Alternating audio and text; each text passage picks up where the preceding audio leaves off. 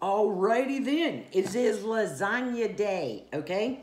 And calm yourself, I add pepperoni to mine. Why? Because I love it.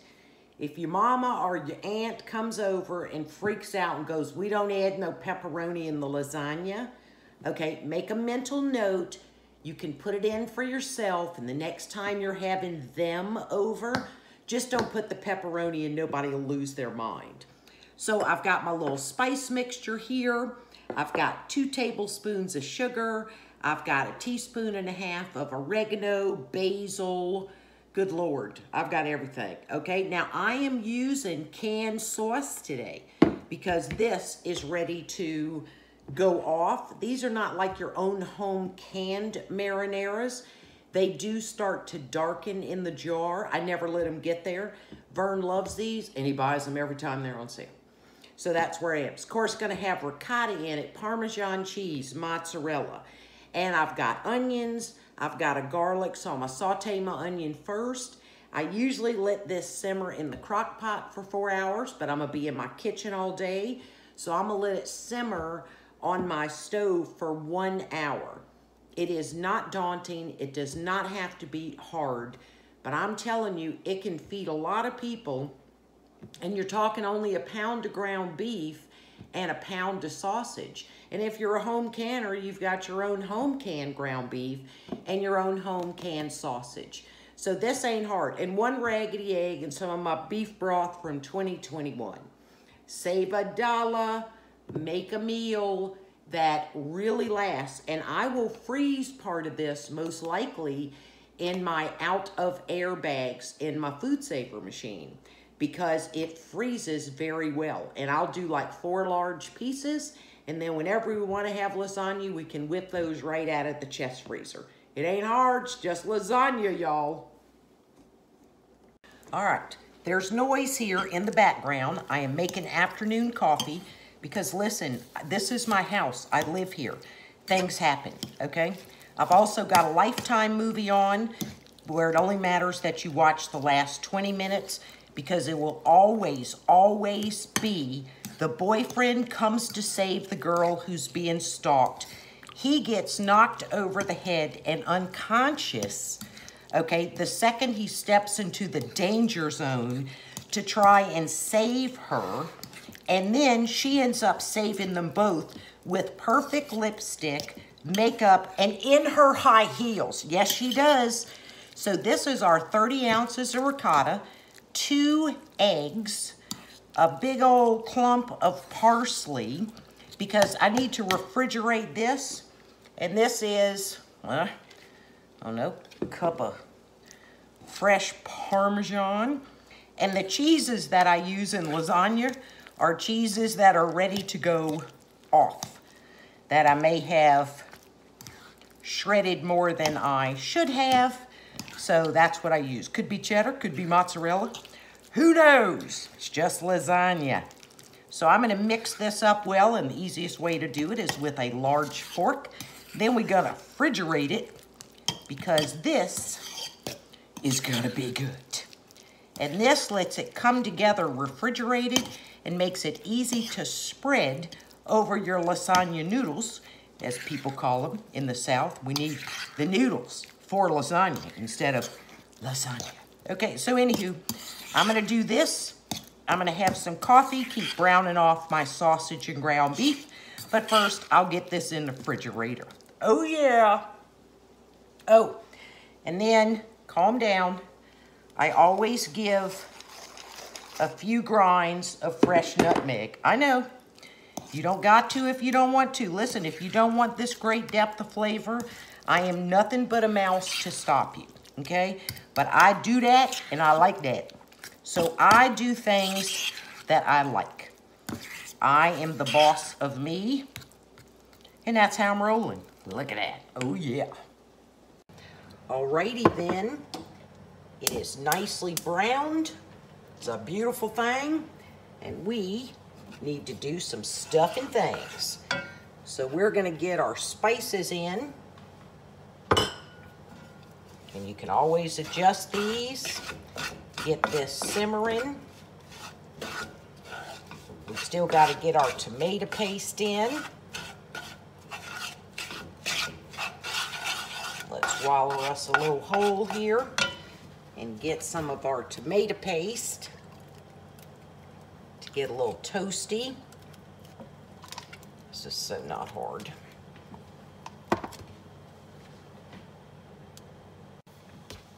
So I've got my garlic in there now. Oops. And I've got my simmer mat ready because I'm going to let this simmer along for a while. And like I said, I have done this in my crock pot when I have a lot of things to do or I want to go kayaking or whatever. So I drag everything out of that tomato paste can because that ain't something I make. And you buy this stuff by the weight. I'm gonna get my money worth. Yes, I am. Let's get this ground beef and sausage coated before we add our commercial marinara. I want to cover this up. I'll get that done. I'll come back. So we're nicely coated.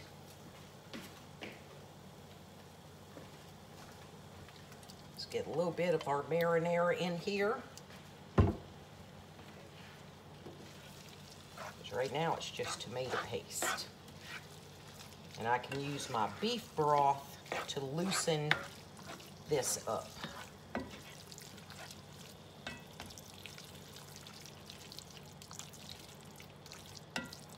Glappy, glappy, look at that.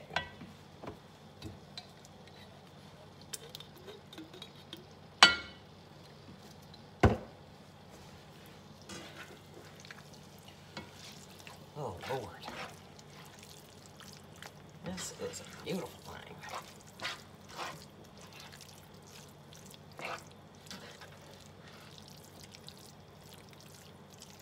Smash it around. I'm going to go ahead and use all of it. And I saved these jars because I'm on a septic tank. So I can put any kind of grease into them and go dump them in my marsh, feed my little bait fish. It's the circle of life. Yes, it is.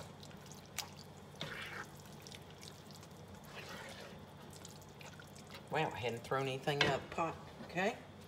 Let's get some of our beef broth, which is way better than water. A little bit of fat, nothing but flavor.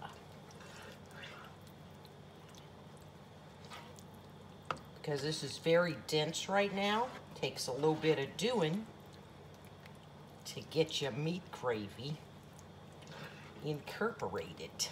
We're going to do the rest of it. And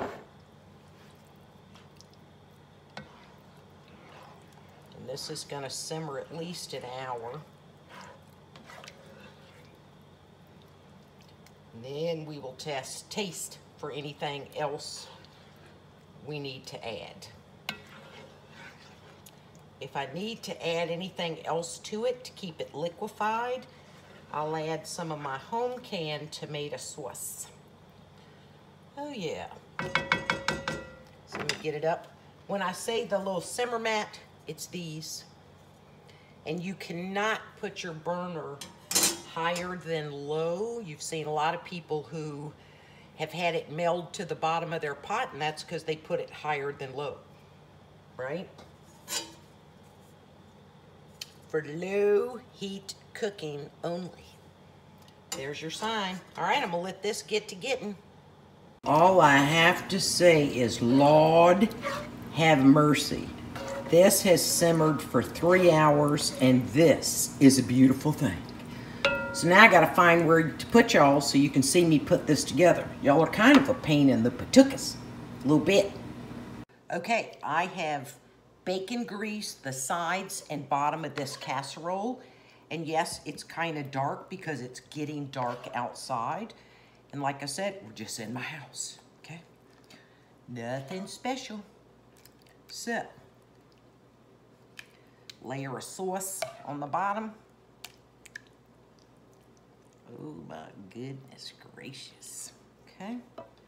It's gonna be hot. Okay, so I overlap them a little bit. This thing is piping hot.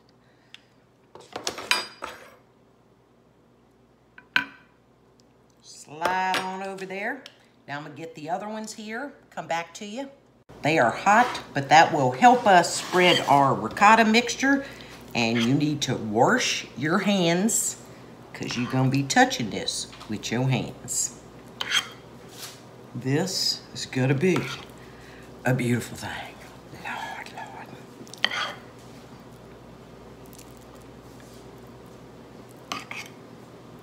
Okay, so these hot pasta will help us to slide this. And remember, it's been refrigerated this whole time. So I'm gonna smooth this out and then come back. Okay, now I'm gonna set some pepperoni. When you first make this amount of ricotta, you're gonna think, oh Lord, that's too much. Then when you start to spread it, you're gonna say, oh Lord, this is not enough. It is enough because you're putting it on your hot pasta and it makes it much easier to spread. I freeze pepperoni in the out of air bags in the amount that we would need, like making our own pizza, because we ain't paying no $31 at the beach for a pizza. And then that keeps them from getting freezer burned. So guess what I always have? Pepperoni. Let's get some cheese on here. If you only like mozzarella, only use that.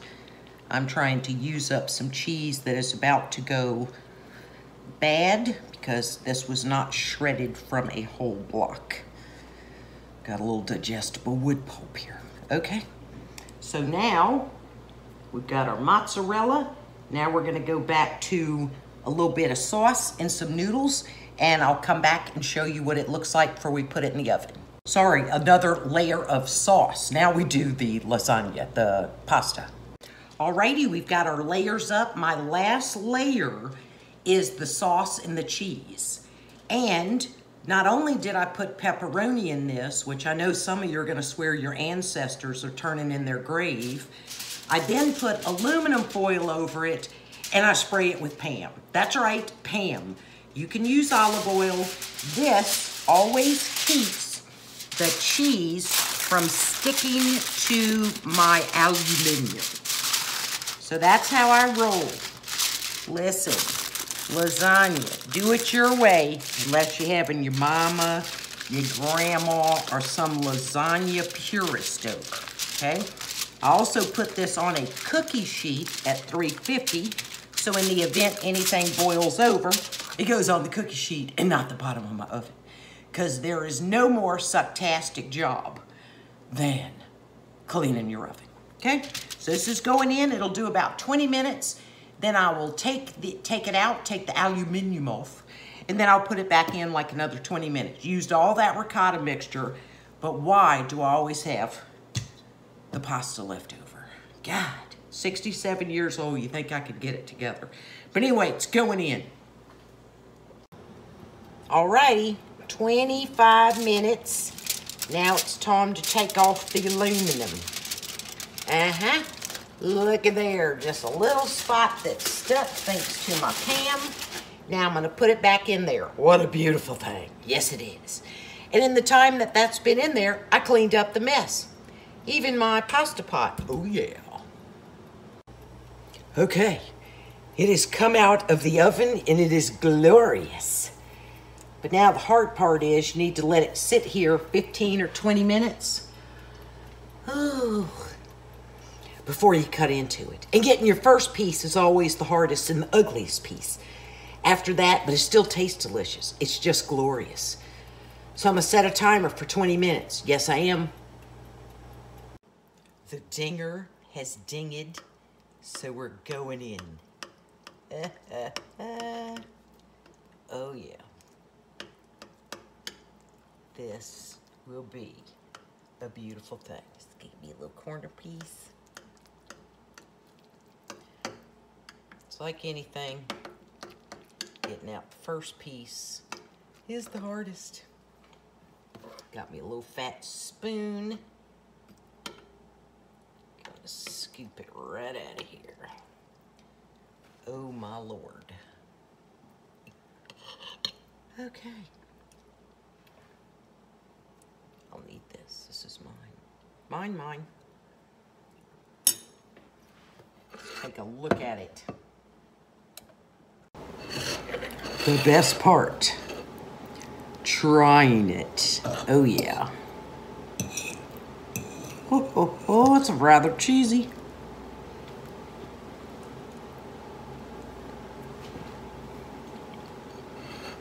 Oh my goodness.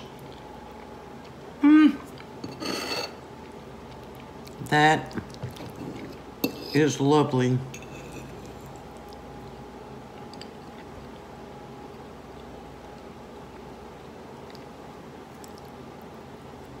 Oh.